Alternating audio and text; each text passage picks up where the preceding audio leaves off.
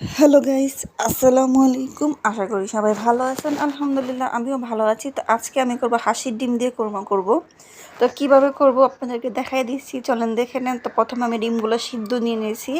তো সিদ্ধ দিয়ে ডিমগুলো ভালো করে ভেজে নিব। এখানে আমি কোনো মরিচ হলুদের গুঁড়া ইউজ করব না, কারণ যেহেতু কোরমাটা সাদা সাদা হবে, কোনো কালার হবে না।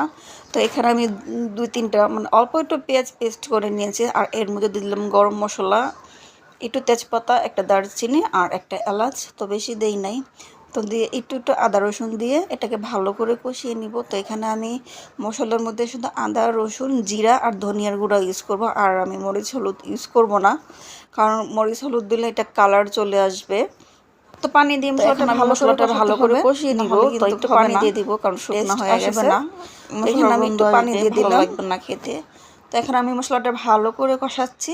তো কষানোর পরে আমি এর মধ্যে দিয়ে দিলাম একটু পানি, কারণ পানি দিয়ে আমি আবার একটু ভালো করে কষিয়ে নেব। পানি না দিলে কিন্তু হবে না। তো যাই হোক, এখানে আমি ডিমগুলো দিয়ে দিলাম। আমি কিন্তু ডিমগুলো হলুদ মরিচ ছাড়া ভাজি, শুধু লবণ দিয়ে। তো আপনার চেষ্টা করবেন সাদা রাখার জন্য। তো এখানে আমি দিয়ে দিলাম অরিজিনাল একদম দেশি গরুর খাঁটি দুধ, ভেজাল মুক্ত। তো এখানে আমি কোনো পানি দিব না, শুধু দুধ দিয়েই আমি রান্নাটা করব, কারণ পানি এখানে যাবে না, যেহেতু কোরমা। তো দুধ দিয়ে চেষ্টা কেমন করার জন্য। তো আমিও তাই করতেছি।